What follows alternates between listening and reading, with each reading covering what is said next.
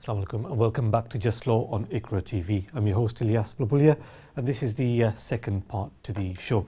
Just before we took the break, we had a caller inquiring about a spouse application and in particular how the financial requirement can be met, and we talked about the importance of getting your wage slips and your bank statements and everything right, and that's the only way really for these kind of applications to succeed, where the specific requirements of the Home Office are met. It's not simply good enough to say, look, here are my wage slips, here's my bank statements, they show a certain level of money being going into the account, well, it doesn't really match up with the wage slips, etc. That's not good enough anymore. The Home Office is very, very strict, and you have to do things according to their requirements, and in particular, as I keep on mentioning, when we're looking at employment, and the employment is being relied on to support a spouse application, whatever is on your wage slip, whatever the net pay is, the money has to go into your account on time and properly. So that was the call just before. Yep. Let's take our next call. Hello, assalamu alaikum. Hello, assalamu alaikum. Welcome, salam ji. Thank you for calling. What's your question? Hi. Recently I've got an ILR. Okay, all right. And I just want to know, when I bring my spouse from back home, Yeah. I've got a job here. Okay. And I work more than £18,600. Right, okay. So I've been working for 2 years. Okay. So if I submit my wage slip, pay slips, Yeah. P60, Yeah.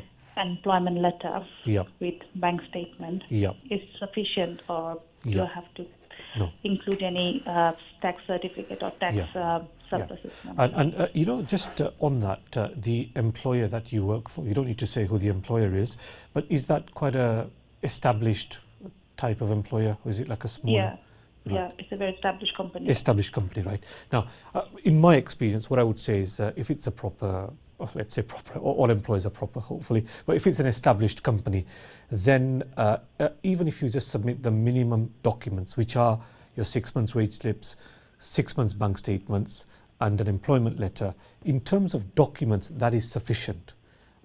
You can submit your P60 if you want. You can submit your contract of employment if you want, but the P60 and the contract of employment, they're not mandatory documents. The only mandatory documents are your 6 months wage slips, 6 months bank statements, and your employment letter. And for a proper established company, let's say for example somebody works for Sainsbury's or Tesco's, normally with that kind of an employer, it's assumed that it's all proper. There's nothing to, as far as the Home Office is concerned, there are no alarm bells ringing. Contrast that with somebody who's working for a small employer, just started 6 months ago, like a little corner shop. They're more fussy about that, and sometimes in that case, if you've got P60s, if you've got other supporting documents, sometimes it helps to bolster your application up. But as far as an established employer is concerned, your minimum documents would be fine. What I would just say to you on that although it does sound straightforward, it's only 6 months wage slips, 6 months bank statements, and an employment letter. Do try and make sure that the additional requirements for each of those documents are met. So for example, they need to be for 6 months. So if you're getting paid 4 weeklies, you're going to have 7 wage slips, not 6. They need to be not more than a month old. They might be 28 days old, not 30 days old. Yeah. So it's got to be up to date. They need to be originals. So try and make sure that the other requirements are met as well. As far as your bank statements are concerned, again, they've got to be originals, or they have to be stamped from the bank. They've got to be up to date. It's got to show your last payment that you're relying on having gone into the bank account. Employment letter, try and make sure it's original, includes the required information in terms of when you started, what you earn, how long you've been on that money, whether your job's permanent, temporary, yeah, etc. So just try and make sure that the other requirements are also fulfilled. But in answer to your question, hopefully the way you've explained it, there shouldn't be a problem. It should be hopefully on the financial front, it should be a straightforward application. Okay, okay, thank you. All right, thank you very much for holding on. Thank you very much. Sorry, I know you did hold on for a long time whilst we went for our break. So thank you for that.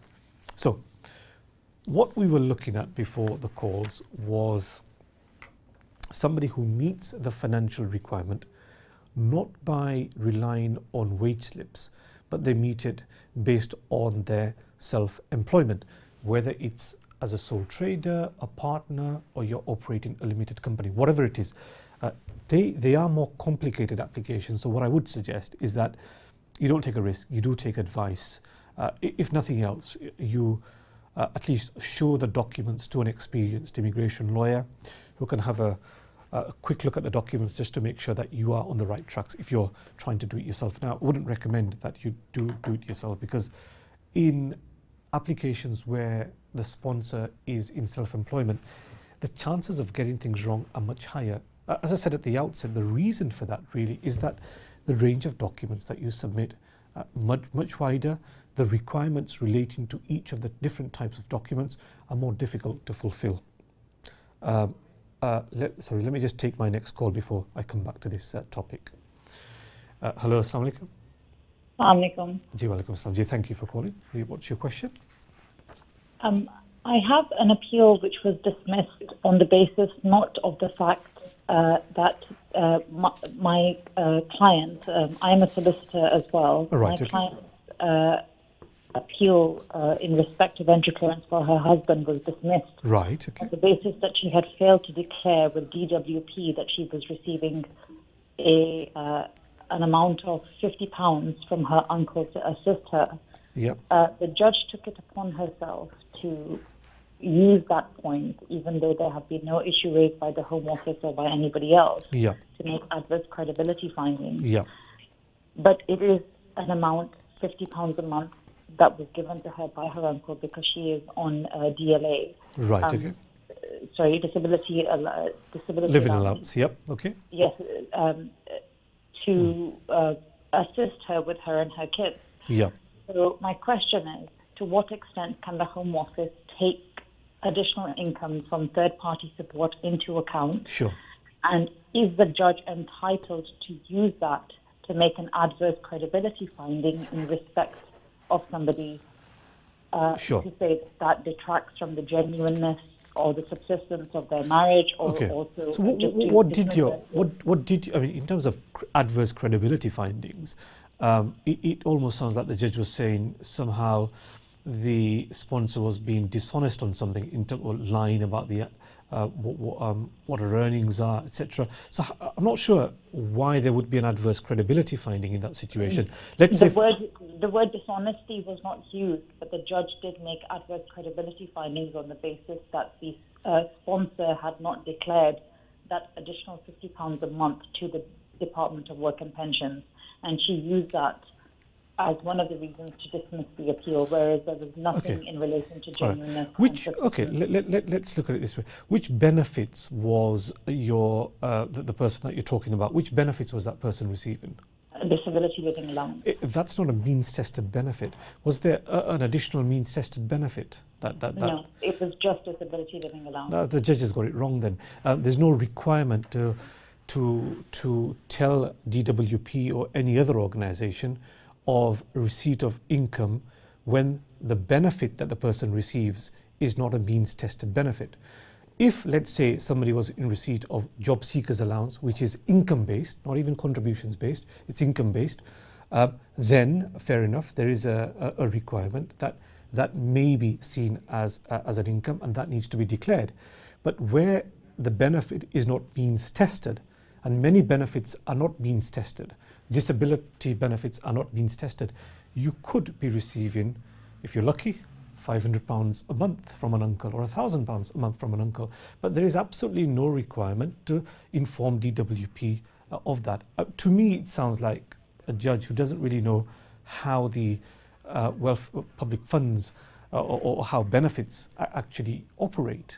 Now, what I would do is, certainly that seems to me to be a point which you can take up in terms of appealing the decision further. I would certainly take it up to the upper tribunal, saying if there's no requirement to disclose it, the issue about credibility simply doesn't arise. You don't have to disclose it. How can you be, hiding stuff from the DWP?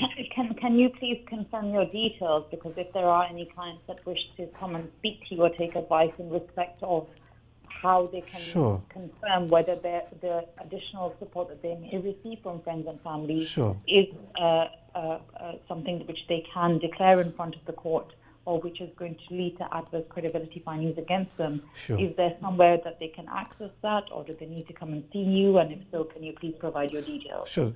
Right. Okay. Thank you very much for your call. I mean, normally what I would say is that because our office is in Dewsbury and it's not always easy for people to get to our office, but you know, on these kind of matters, it's important that you take advice, or your clients do take advice from somebody who specializes in these kind of matters. And it always helps where you have a lawyer who has a sort of an idea about how these other areas of law sort of work as well in terms of benefits. You have a working knowledge of how benefit systems operate in the UK.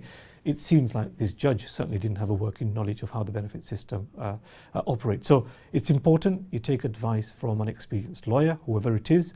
Our office is in Dewsbury, but wherever you are, take advice from an experienced lawyer. An experienced lawyer hopefully will be able to pick up on these points. And certainly to me, it seems like this is something that should be pursued.